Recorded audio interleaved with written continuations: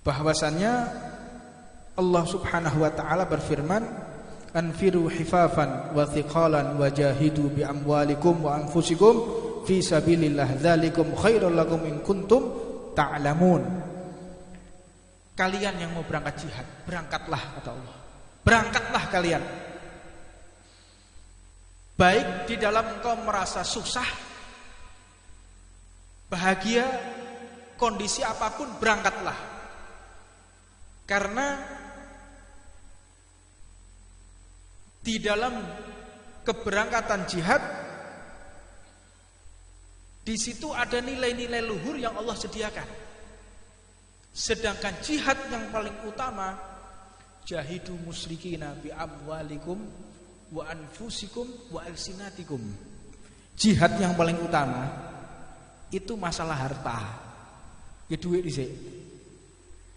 Jangan jihad angkat senjata, itu nomor 2. Ini hadis. Birokrasi di dalam pelaksanaan jihad. Jihad harta itu yang paling berat daripada jihad nyawa. Jihad nyawa itu gampang, semua orang punya ghirah, kecemburuan, dia akan mengangkat senjata, dia akan berperang. Ketika dia tersinggung agamanya, dilecehkan. Tetapi jarang orang yang tersinggung ketika melihat saudaranya lagi susah. Saudaranya lagi susah, saudaranya lagi butuh bantuan, saudaranya lagi melarat, putus sekolah, banyak utang. Ini jihad harta kemana? Jihad hartanya kemana?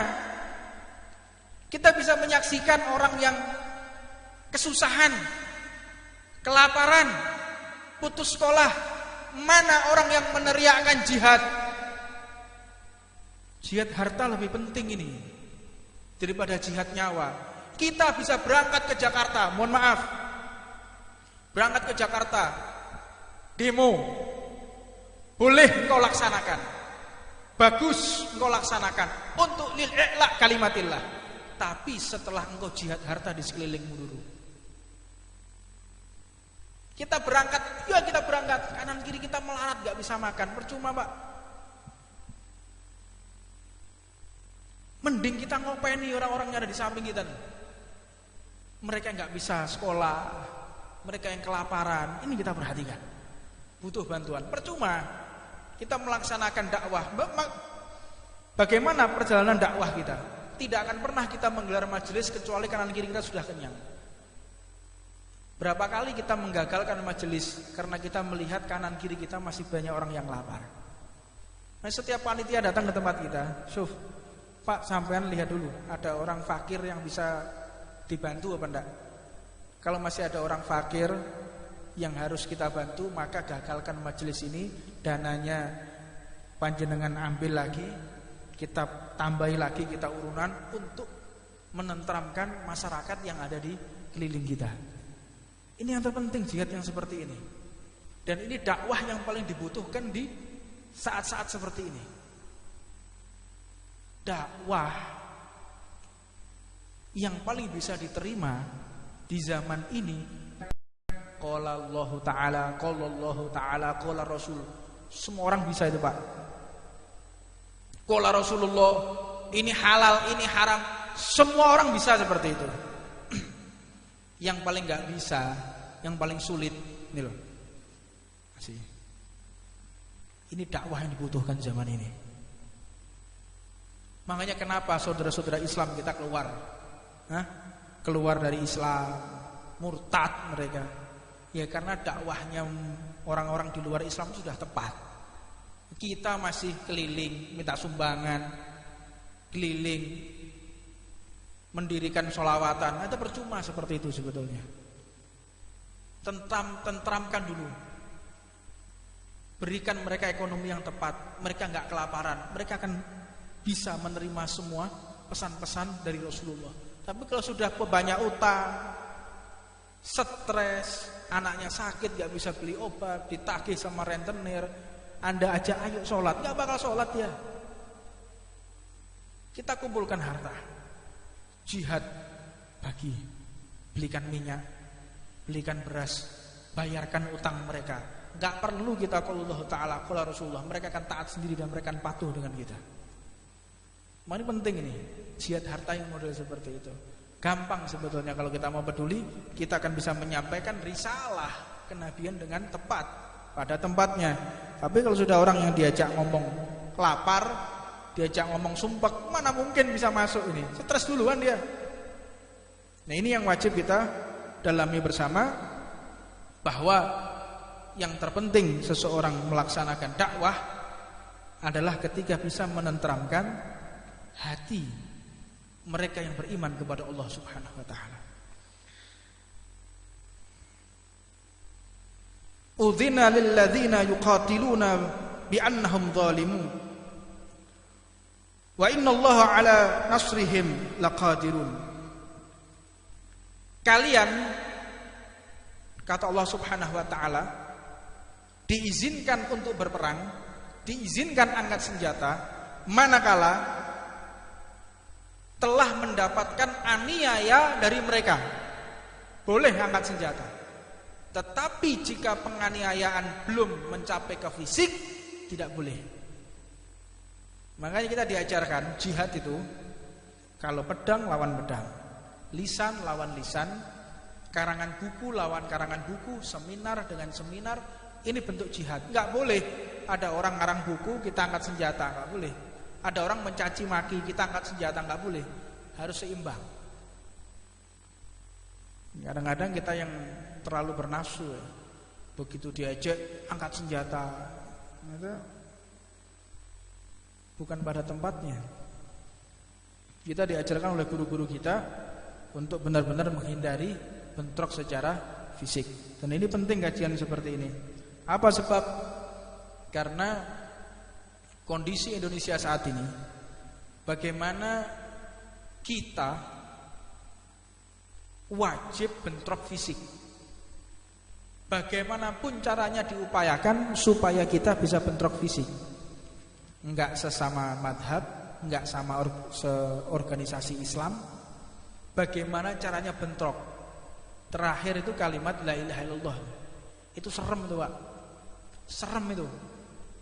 Kalau sampai nggak ditangani secara tepat, itu bahaya tuh.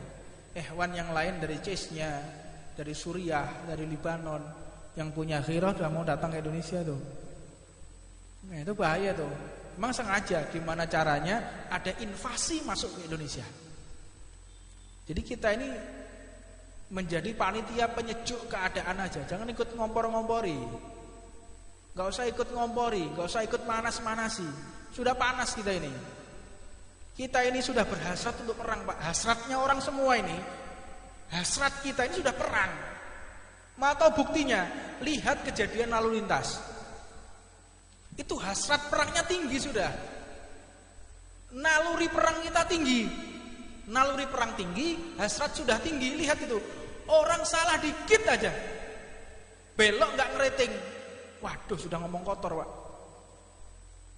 Caci maki, ngebel, terhambat sedikit aja, ngebel, di klakson. Itu hasrat perang sudah memuncak sekarang itu.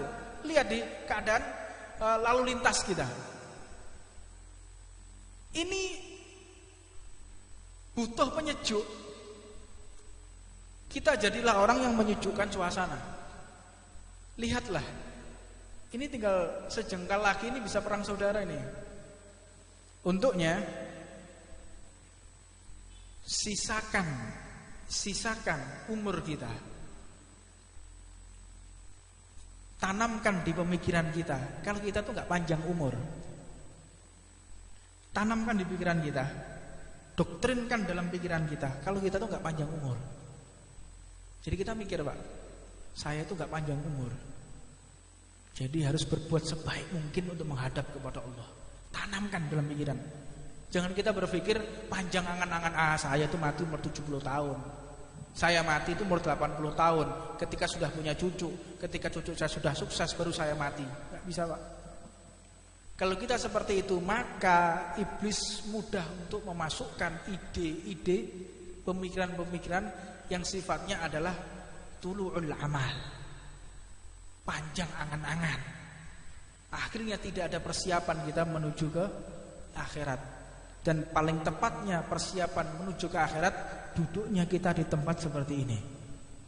Banyak majelis, hadiri majelis, luangkan waktu, luangkan pikiran, kerahkan apa yang kita punya untuk mendekatkan diri kepada Allah Subhanahu wa taala. Dan wallahu a'lam, enggak tahu ini 2019 ini benar-benar masih kondusif apa enggak, kita enggak tahu loh, Pak. Pikirkan baik-baik. Mumpung kita masih bisa sholat, mumpung kita masih bisa majelis taklim, manfaatkan waktu yang benar-benar ada saat ini. Sisakan waktu yang benar-benar membuat kita bisa dekat kepada Allah Subhanahu wa taala. Yakin, tanamkan dalam jiwa, saya sudah tidak ada kesempatan lain, mungkin besok saya akan mati. Mungkin saya besok sudah tidak kondusif lagi. Jadi semangat kita datang di dalam majelis itu ada. Dan ketika kita duduk di dalam majelis, maka kita pun tidak menyia-nyiakan, gak belayang, gak lambia. Yang penting saya duduk mengalami berkah iman. Mudah-mudahan Allah Subhanahu wa taala membantu segala kebutuhan kita di dunia sampai di akhirat, dan mudah-mudahan Allah senantiasa memberikan asar, dampak di majelis ini dengan sebaik-baiknya dampak, sehingga kita keluar dari tempat ini tiada lain hanya cinta kepada Allah dan Rasulnya, kepentingan dunia, cinta dunia, sifat-sifat ujub, sifat-sifat iri dengki dihapus oleh Allah Subhanahu wa taala dan digantikan dengan mahabbah kepada Nabi Muhammad sallallahu alaihi wasallam. Wa qala Rasulullah sallallahu alaihi wasallam, jahidu musyrikin bi amwalikum wa anfusikum wa alsinatikum. Jihadlah engkau melawan orang-orang musyrik, melawan kesyirikan dengan harta, seperti yang panjang lebar saya jelaskan. Yang kedua, wa anfusikum, dengan jiwa kita. Kalau sudah harta, biaya, semuanya sudah, baru diperkenankan menggunakan senjata. Dengan jiwa, dengan segala kemampuan apapun boleh. Jika tidak bisa, wa alsinatikum, dengan lisan, nasihat. Jangan kita cuek. Yang penting bukan keluarga saya kok, bukan saudara saya kok. Wah, ini bukan sanak famili saya. Biar dia mau mabuk, dia mau judi, dia nggak sholat, itu bukan keluarga saya. Hati-hati. Orang-orang kayak gini tidak akan dihiraukan oleh Rasulullah ketika nanti di hari akhir. Nafsa-nafsi, urusanmu itu nanti di akhirat, bukan di dunia. Di dunia kita punya tanggung jawab antara satu dengan yang lainnya. Ini akan ditanya ini. Kalau ada teman kita sampai mabuk, kita diam, kita akan dituntut oleh Allah. Nah, teman kita ada yang nggak sholat, kita diam saja, kita akan diadili juga oleh Allah Subhanahu wa taala. Jadi cuek itu nanti di akhirat, bukan di dunia. Makanya kalau kita punya teman, punya saudara yang selalu mengkritik kita, selalu mengkritik, menasehati, pegangi orang seperti itu sampai mati, pegangi. Pegang erat, gigit dengan gigi geraham, maknanya. Jangan sampai kita kehilangan teman yang seperti itu, yang benar-benar mendukung ketika kita benar dan menyalahkan, mengkritisi ketika kita salah. Pegangi sampai kita mati itu. Tapi masalahnya kadang kita yang suka tersinggungan. Wong iki ngurusi aku ae gak ngerti awake. Ngawake dhewe gak kena ngurusi wong. Berarti diri kita yang bermasalah.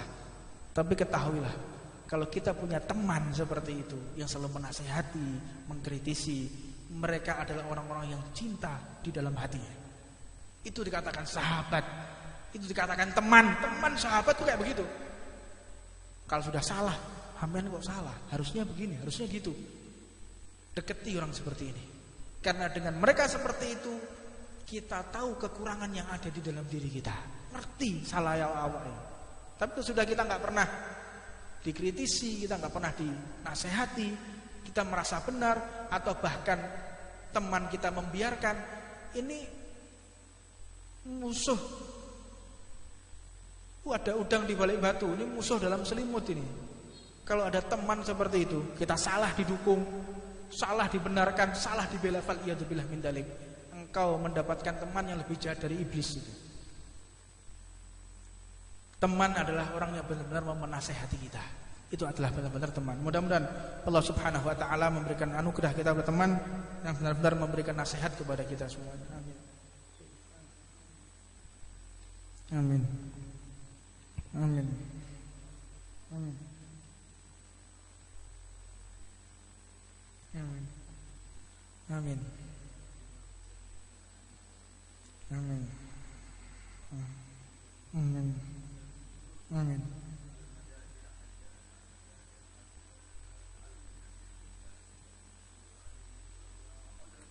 Allahumma shalli wa sallim ala Fatihah.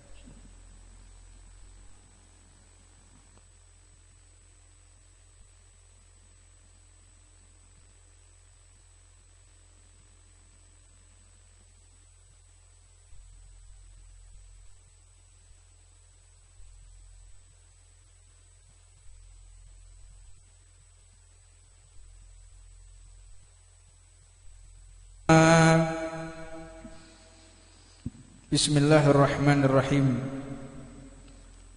Alhamdulillahi rabbil alamin. Wassalatu wassalamu ala asrafil anbiya'i wal mursalin sayyidina wa habibina wa syafi'ina wa nura qulubina Muhammadin wa ala alihi wa sahbihi wa man tabi'ahu bi ihsanin ila yaumiddin. Subhanaka la ilma lana ma 'allamtana innaka 'alimul hakim. Rabbi shrah li sadri wa yassir li amri wahlul 'uqdatam min lisani yafqahu qawli. Assalamualaikum warahmatullahi wabarakatuh. Alhamdulillah, kita haturkan rasa syukur kita kepada Allah Subhanahu wa taala yang telah memberikan kita kesempatan untuk menuntut ilmunya Nabi Muhammad sallallahu alaihi wasallam. Maka inilah puncak kesuksesan kita. Manakala kita bisa taat kepada Allah, manakala kita bisa setia kepada baginda Nabi, dan manakala kita mendapatkan kesempatan menuntut ilmu, ini adalah puncak kesuksesan kehidupan kita. Salah jika seseorang berpikir puncak kesuksesan itu ketika melimpahnya harta. Puncak kesuksesan itu ketika kita mendapatkan jabatan yang strategis atau kita punya fasilitas yang mewah, itulah kesuksesan. Nah, bukan seperti itu yang dimaksud sukses. Sukses yang benar-benar sukses apabila di dalam kehidupan kita setia kepada Allah, taat untuk menegakkan sunnah-sunnah Nabi Muhammad dan menutup usia dengan husnul khatimah. Itulah adalah suksesnya kita di dunia. Tapi percuma jika seseorang di dunia hanya menimbun harta, mencari kekuasaan, untuk mencari fasilitas mewah, tetapi pada akhirnya dia mati dalam keadaan su'ul khatimah, faliyadu billah min dzalik. Maka memohonlah kepada Allah untuk senantiasa diberikan kesempatan sebagaimana Allah memberikan kesempatan pada kita seperti pada malam hari ini. Mudah-mudahan dengan sisa nafas yang Allah berikan kepada kita, sisa umur yang Allah titipkan kepada kita, senantiasa kita gunakan untuk taat kepada Allah Subhanahu wa taala. Penting diketahui bahwa selain kita menuntut ilmu, kita wajib untuk memperbaiki daripada akhlak dan perangai kita. Banyak seseorang memiliki ilmu tetapi tidak diiringi dengan akhlak. Ini zaman ini.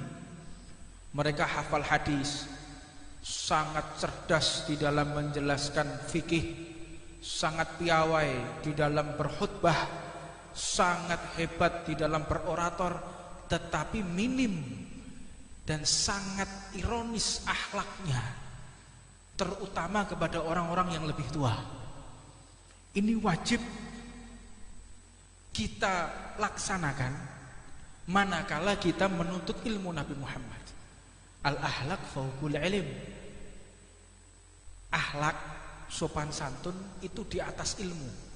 Banyak orang yang punya ilmu tidak punya akhlak, justru dihinakan oleh Allah, terperosok di dalam tempat-tempat yang terhina. Dan banyak orang-orang yang dia nggak punya ilmu, dia nggak punya harta, tapi dia punya perangai, dia punya akhlak sopan santun, maka derajatnya menjadi orang yang dicintai oleh Allah dan segenap makhluk-makhluknya Allah Subhanahu wa taala. Maka penting di antara kita untuk pelazimi mewajibkan tentang masalah akhlak atau sopan santun. Nah, adapun sopan santun di dalam majelis di antaranya adalah tidak bersuluk salam. Di ketika kita masuk dalam majelis, kita nggak usah mengucapkan assalamualaikum sehingga mengganggu daripada konsentrasi orang yang ada di dalam majelis. Bahkan bersalaman pun itu tidak dianjurkan. Jadi begitu datang salaman kanan kiri depan belakang, ini tidak dianjurkan di dalam majelis karena sopan santun tersebut tidak pada tempatnya. Akhlak tersebut tidak pada tempatnya. Nanti di setelah majelis baru kita bersalaman, tegur sapa. Apa sebab? Tidak ada yang lebih penting daripada mendengarkan ilmunya Nabi Muhammad SAW. Untuknya, kenapa sih sholat sunnah dipercepat ketika khutbah sudah dimulai? Khutbah sudah dimulai, sholat itu menghadap kepada Allah. Apakah ada yang lebih penting dari menghadap kepada Allah? Enggak ada. Tapi disunahkan, disarankan untuk mempercepat sholat mendengarkan ilmunya Nabi Muhammad SAW. Hanya wajib-wajibnya saja yang dikerjakan. Apa wajibnya sholat? Takbiratul ihram, qiraatul basmalah bil fatihah. Nanti ada tasdid-tasdidnya Fatihah, ada berapa disebutkan. Nanti mengucapkan bahkan dikatakan dalam kitabnya Bughyah itu tidak kita disunahkan membaca surat pendek. Surat pendek pun gak usah. Jadi cuman baca Fatihah, setelah itu ruku baca sekali saja, i'tidal baca sekali saja, sujud dan duduk di antara dua sujud, sujud lagi, itu secepatnya demi mendengarkan ilmu dan pesan Nabi Muhammad SAW. Makanya penting sekali seseorang memahami di mana letak dia melaksanakan kebaikan. Kebaikan itu menjadi bagus, kebaikan itu menjadi mulia manakala bisa menempatkan pada tempatnya. Tapi kalau sebuah kebaikan nggak bisa ditempatkan pada tempatnya, maka justru akan membuat suatu yang celaka. Nah, begitu juga tentang masalah kita berpakaian.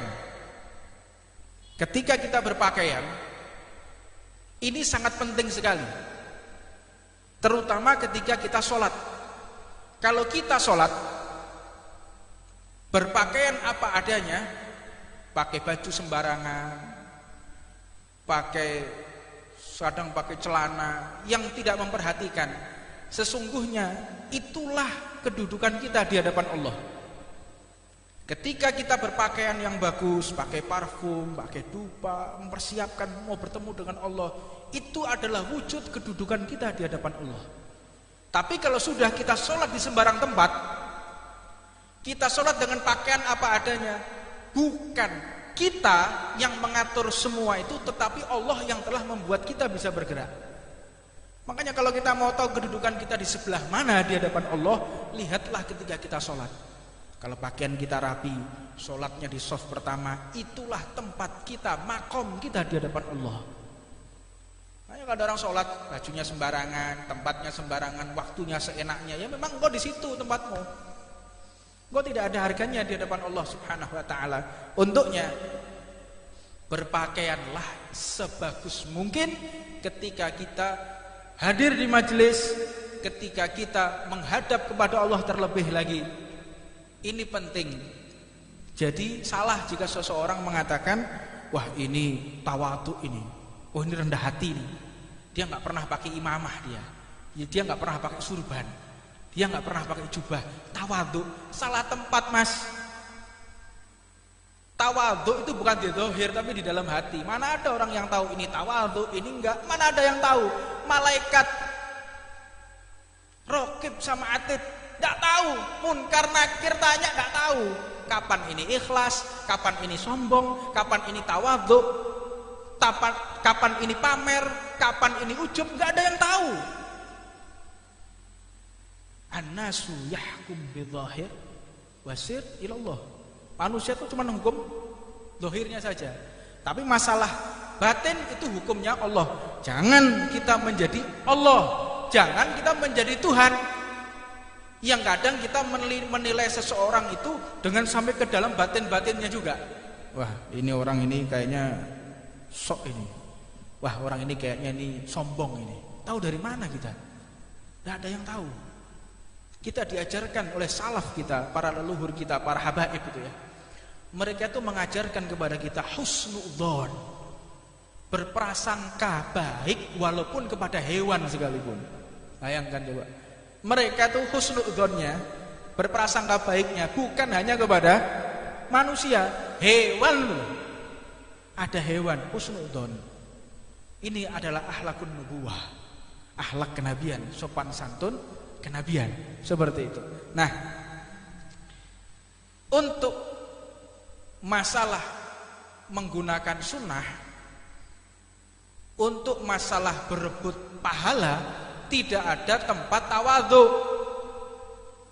Harusnya duduk di depan. Itu kalau bisa kita duduk bagaimana yang paling depan. Duduk paling depan, soft pertama. Tapi kita harus tahu diri. Kita harus tahu diri. Kalau menjadi imam harus faqih dia. Fikihnya mantap, tafakuh fiddin. Makhraj hurufnya harus bagus. Bagaimana idgham bi gunnahnya, idgham bila gunnahnya, tasdidnya bagus, tartilnya bagus, dia berhak menjadi imam. Sebab salah satu yang tidak mengesahkan orang yang menjadi imam, apabila makmumnya fasih, imamnya enggak fasih. Ini enggak sah ini nanti. Ini bahaya ini. Kalau ada imam sholat rawatib, sholat wajib, lalu bacaannya enggak kena, alhamdulillahirabbil alamin gitu. Sedangkan makmumnya hurufnya bagus, ini enggak sah ini makmumnya. Makanya kategori imam itu wajib orang yang pertama untuk pembacaan hurufnya harus bagus. Jangan pelat. Kalau pelat enggak boleh. Imamnya pelat, makmumnya enggak sah makmumnya. Makanya harus benar-benar menjadi imam yang tepat. Diseleksi, orang menjadi imam itu diseleksi, Pak. Yang pertama, bacaan Qur'annya bagus, dia seorang faqih. Kalau sudah orang menjadi imam, semuanya faqih. Contoh ya, di dalam kitabnya Busrul Karim, Syarah Busrul Karim, Muqaddimah Hadramiyah, itu dijelaskan orang kalau jadi imam, yang pertama dia harus ngerti Quran, ditafsir dia, bisa menghayati. Dua, dia faqih dia ngerti, tafakuh fidinnya mantap, ngerti dia. Yang ketiga, pakaiannya putih-putih.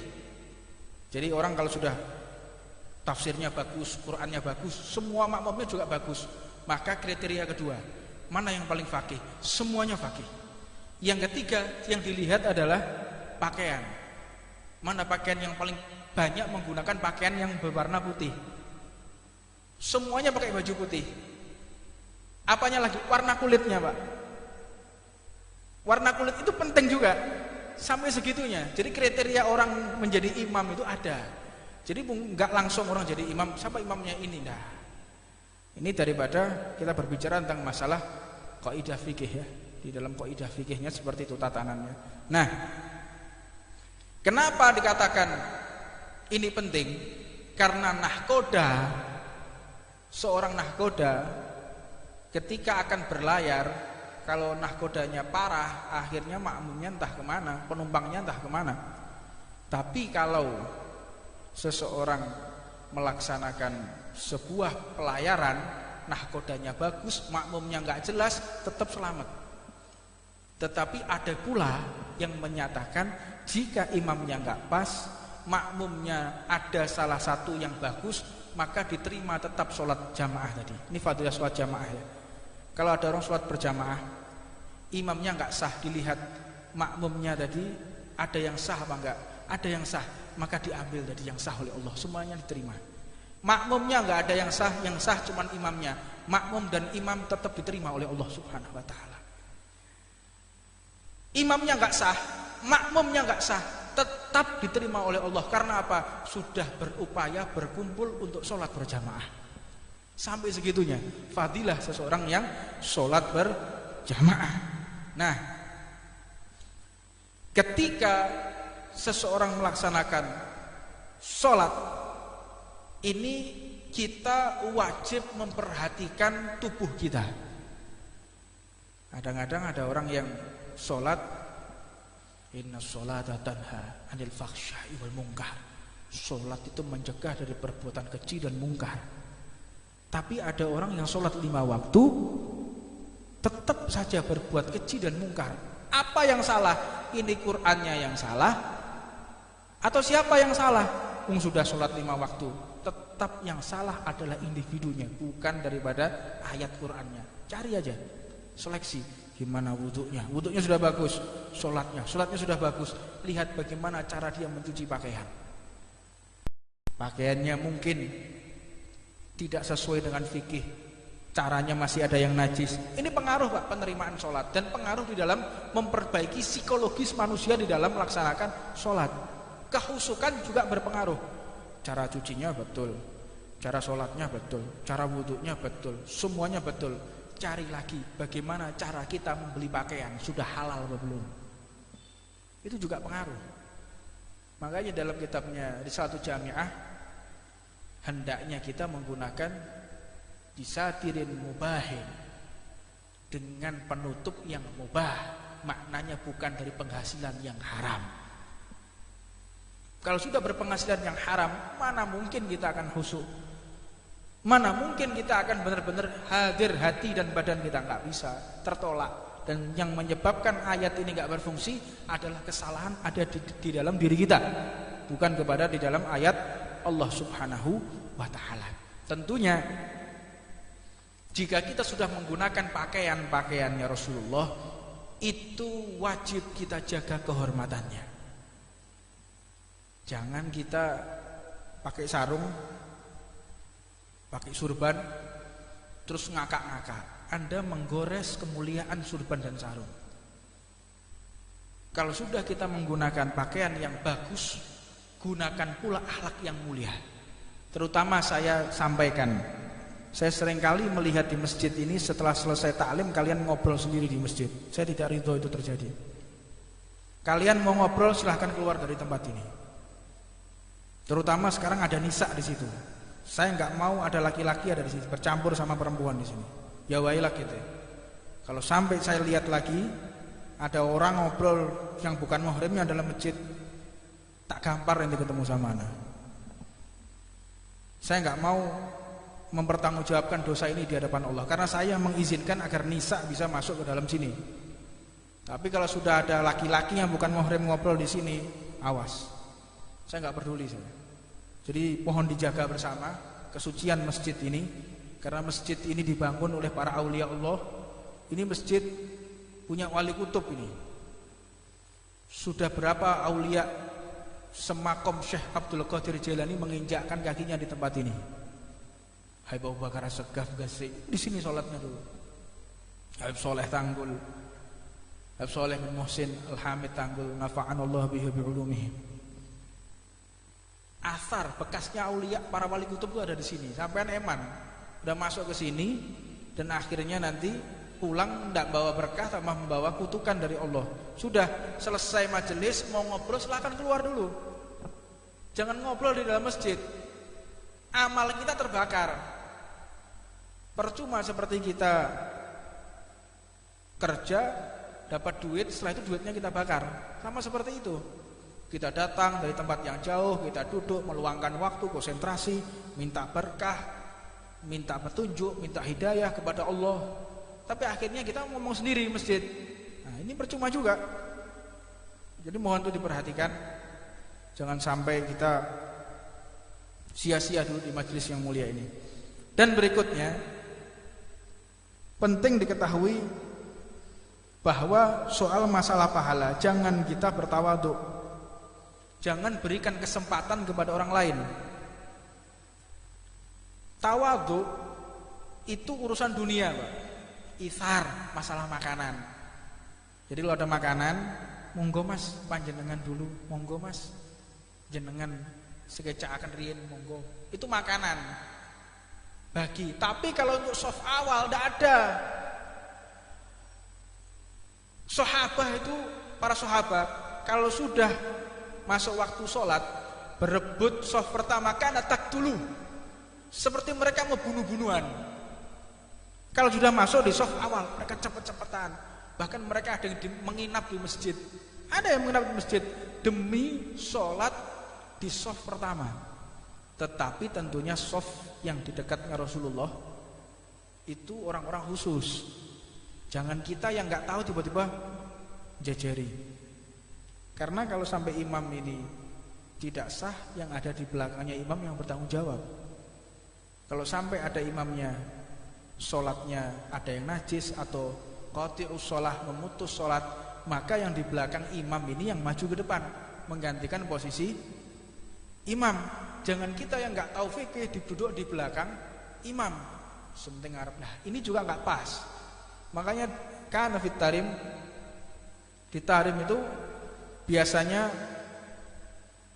di belakang imam itu ada 4 sampai 6 titik itu kosong untuk para fuqaha, ahli fikih betul. Nah, kita harus tahu juga kalau kita nggak ahli fikih sudah jangan deket-deket di daerah ini. Ini khusus bagi mereka yang fakih. Nah, kalau di Tuban ini jarang sekali orang yang mengerti hal ini, kecuali mereka ahli ilmu. Tapi sayang disayang, kita kurang memperdulikan masalah sholat berjamaah di masjid. Sangat kurang kita. Termasuk Al-Fakir sendiri. Ini aib ya, aib buat kita. Aib, kejelekan yang menjijikkan. Jika kita mengerti keberkahan masjid ini, tapi kita melupakan daripada sholat berjamaah, ini menjijikkan ya. Ya mudah-mudahan Allah mengampuni dosa-dosa kita, menutup semua keburukan kita di dunia sampai nanti di akhirat. Kembali di dalam pembahasan kitab Nasoih Diniyah yang dikarang oleh Imam Abdullah bin Abdul Haddad, masih tetap masalah jihad. Bahwasannya Allah Subhanahu wa taala berfirman, "Anfiru hifafan wa thiqalan wa jahidu bi amwalikum wa anfusikum fi sabilillah dzalikum khairul lakum in kuntum ta'lamun." Kalian yang mau berangkat jihad, berangkatlah kata Allah. Berangkatlah kalian. Baik di dalam engkau merasa susah, bahagia, kondisi apapun, berangkatlah. Karena di dalam keberangkatan jihad, di situ ada nilai-nilai luhur yang Allah sediakan. Sedangkan jihad yang paling utama, jahidu musyrikina bi amwalikum wa anfusikum wa alsinatikum.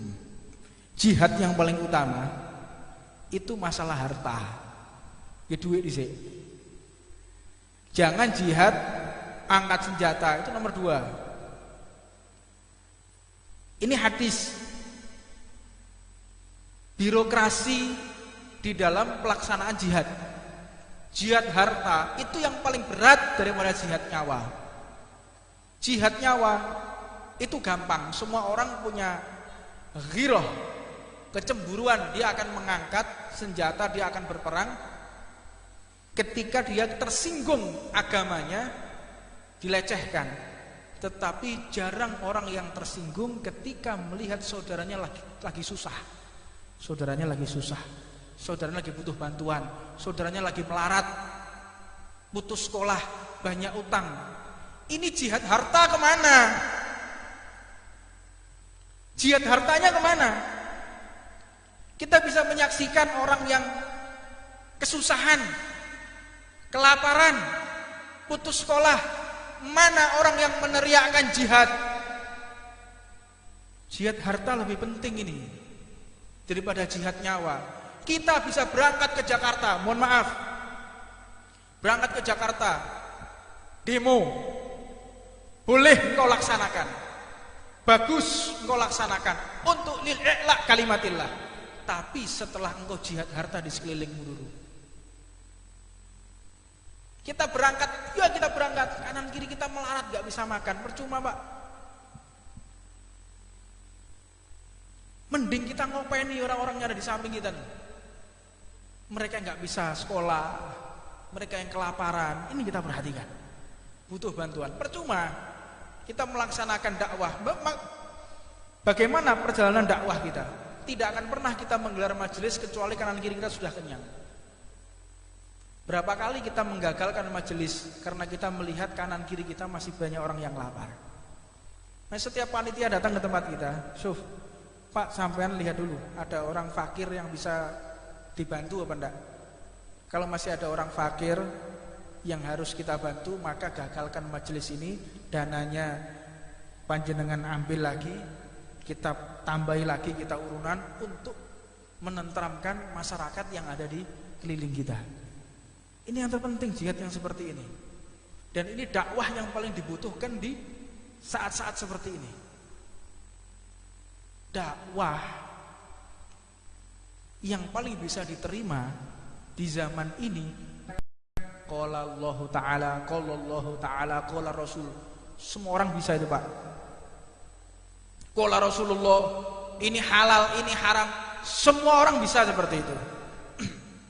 Yang paling gak bisa, yang paling sulit, ini loh. Ini dakwah yang dibutuhkan zaman ini. Makanya kenapa saudara-saudara Islam kita keluar, keluar dari Islam, murtad mereka. Ya karena dakwahnya orang-orang di luar Islam sudah tepat.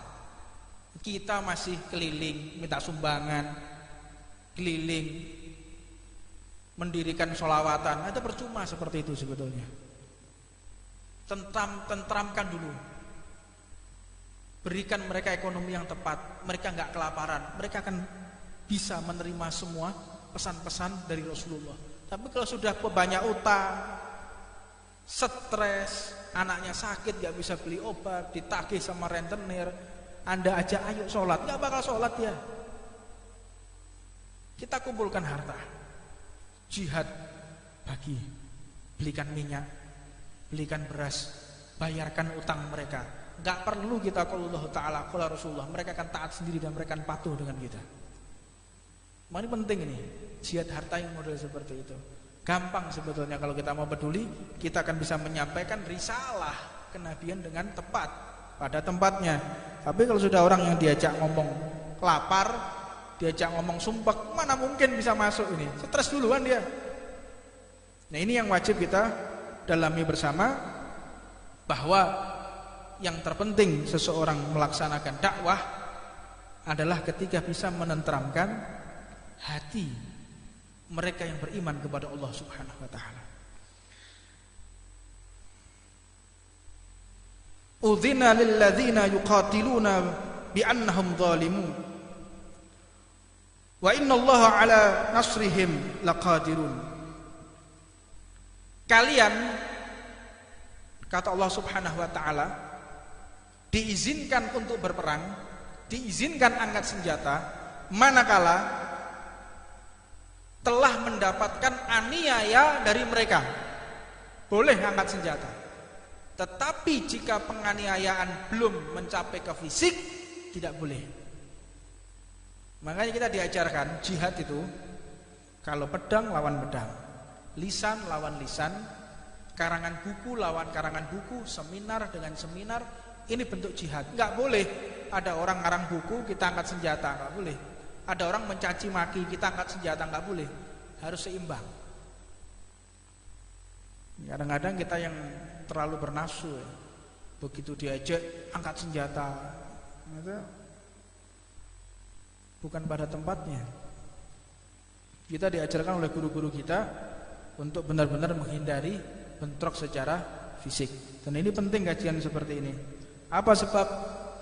Karena kondisi Indonesia saat ini bagaimana kita wajib bentrok fisik. Bagaimanapun caranya diupayakan supaya kita bisa bentrok fisik. Enggak sesama madhab, enggak sama organisasi Islam. Bagaimana caranya bentrok? Terakhir itu kalimat la ilaha illallah. Itu serem itu, Pak. Serem itu. Kalau sampai enggak ditangani secara tepat, itu bahaya tuh. Ikhwan yang lain dari Chechnya, dari Suriah, dari Libanon, yang punya ghirah udah mau datang ke Indonesia tuh. Nah, itu bahaya tuh. Memang sengaja gimana caranya ada invasi masuk ke Indonesia. Jadi kita ini menjadi panitia penyejuk keadaan aja. Jangan ikut ngompor-ngompori. Gak usah ikut ngompori, gak usah ikut manas-manasi. Sudah panas kita ini. Kita ini sudah berhasrat untuk perang, Pak. Hasratnya orang semua ini. Hasrat kita ini sudah perang. Mau tahu buktinya? Lihat kejadian lalu lintas. Itu hasrat perangnya tinggi sudah. Naluri perang kita tinggi. Naluri perang tinggi, hasrat sudah tinggi. Lihat itu. Orang salah dikit aja, belok gak ngeriting. Waduh, sudah ngomong kotor, Pak. Caci maki, ngebel-ngebel. Terhambat sedikit aja, ngebel di klakson-klakson. Itu hasrat perang sudah memuncak sekarang itu. Lihat di keadaan lalu lintas kita. Ini butuh penyejuk. Kita jadilah orang yang menyejukkan suasana. Lihatlah, ini tinggal sejengkal lagi ini bisa perang saudara ini. Untuknya sisakan umur kita. Tanamkan di pemikiran kita. Kalau kita tuh gak panjang umur, tanamkan di pikiran kita, doktrinkan dalam pikiran kita. Kalau kita tuh gak panjang umur. Jadi kita mikir, Pak, saya tuh gak panjang umur, jadi harus berbuat sebaik mungkin untuk menghadap kepada Allah. Tanamkan dalam pikiran. Jangan kita berpikir panjang angan-angan, saya tuh mati umur 70 tahun, saya mati itu umur 80 tahun. Ketika sudah punya cucu, ketika cucu saya sudah sukses baru saya mati. Gak bisa, Pak. Kalau kita seperti itu, maka iblis mudah untuk memasukkan ide-ide, pemikiran-pemikiran yang sifatnya adalah tulu'ul amal, panjang angan-angan. Akhirnya tidak ada persiapan kita menuju ke akhirat. Dan paling tepatnya persiapan menuju ke akhirat, duduknya kita di tempat seperti ini.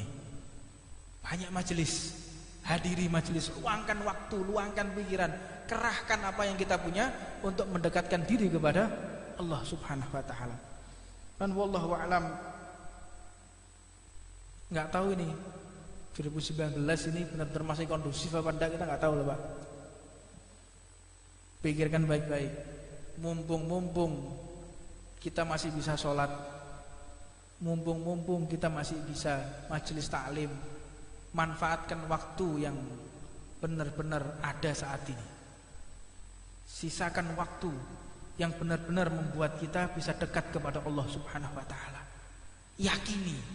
Yakin, tanamkan dalam jiwa, saya sudah tidak ada kesempatan lain, mungkin besok saya akan mati, mungkin saya besok sudah tidak kondusif lagi. Jadi semangat kita datang di dalam majelis itu ada. Dan ketika kita duduk di dalam majelis, maka kita pun tidak menyia-nyiakan, gak belaya, gak lambia. Yang penting saya duduk mengalami berkah eman. Mudah-mudahan Allah Subhanahu wa taala membantu segala kebutuhan kita di dunia sampai di akhirat, dan mudah-mudahan Allah senantiasa memberikan asar, dampak di majelis ini dengan sebaik-baiknya dampak, sehingga kita keluar dari tempat ini tiada lain hanya cinta kepada Allah dan Rasulnya, kepentingan dunia, cinta dunia, sifat-sifat ujub, sifat-sifat iri dengki dihapus oleh Allah Subhanahu wa taala dan digantikan dengan mahabbah kepada Nabi Muhammad sallallahu alaihi wasallam. Wa qala Rasulullah sallallahu alaihi wasallam, jahidu musyrikin bi amwalikum wa anfusikum wa alsinatikum. Jihadlah engkau melawan orang-orang musyrik, melawan kesyirikan dengan harta, seperti yang panjang lebar saya jelaskan. Yang kedua, wa anfusikum, dengan jiwa kita. Kalau sudah harta, biaya, semuanya sudah, baru diperkenankan menggunakan senjata. Dengan jiwa, dengan segala kemampuan apapun boleh. Jika tidak bisa, wa alsinatikum, dengan lisan, nasihat. Jangan kita cuek. Yang penting bukan keluarga saya kok, bukan saudara saya kok. Wah, ini bukan sanak famili saya. Biar dia mau mabuk, dia mau judi, dia nggak sholat, itu bukan keluarga saya. Hati-hati. Orang-orang kayak gini tidak akan dihiraukan oleh Rasulullah ketika nanti di hari akhir. Nafsa nafsi, urusanmu, urusanku itu nanti di akhirat, bukan di dunia. Di dunia kita punya tanggung jawab antara satu dengan yang lainnya. Ini akan ditanya ini. Kalau ada teman kita sampai mabuk, kita diam, kita akan dituntut oleh Allah. Nah, teman kita ada yang nggak sholat, kita diam saja, kita akan diadili juga oleh Allah Subhanahu Wa Taala. Jadi cuek itu nanti di akhirat, bukan di dunia. Makanya kalau kita punya teman, punya saudara yang selalu mengkritik kita, selalu mengkritik, menasehati, pegangi orang seperti itu sampai mati, pegang erat, gigit dengan gigi geraham maknanya. Jangan sampai kita kehilangan teman yang seperti itu, yang benar-benar mendukung ketika kita benar dan menyalahkan, mengkritisi ketika kita salah. Pegangi sampai kita mati itu. Tapi masalahnya kadang kita yang suka tersinggungan. Wong iki ngurusi aku ae gak ngerti awake. Ngawake dhewe gak kena ngurusi wong. Berarti diri kita yang bermasalah. Tapi ketahuilah, kalau kita punya teman seperti itu yang selalu menasihati, mengkritisi, mereka adalah orang-orang yang cinta di dalam hatinya. Itu dikatakan sahabat. Itu dikatakan teman. Teman sahabat itu kayak begitu. Kalau sudah salah, sampean kok salah, harusnya begini, harusnya gitu. Deketi orang seperti ini. Karena dengan mereka seperti itu, kita tahu kekurangan yang ada di dalam diri kita. Ngerti salah ya awalnya. Tapi sudah kita nggak pernah dikritisi, kita nggak pernah dinasehati, kita merasa benar, atau bahkan teman kita membiarkan. Ini musuh. Ada udang di balik batu, ini musuh dalam selimut ini. Kalau ada teman seperti itu, kita salah didukung, salah dibenarkan, salah dibela, faliyadzubillah min dzalik. Engkau mendapatkan teman yang lebih jahat dari iblis itu. Teman adalah orang yang benar-benar menasehati kita. Itu adalah benar-benar teman. Mudah-mudahan Allah Subhanahu Wa Taala memberikan anugerah kita berteman yang benar-benar memberikan nasihat kepada kita semuanya. Amin. Amin. Amin. Amin. Amin. Amin. Amin. Amin. Amin.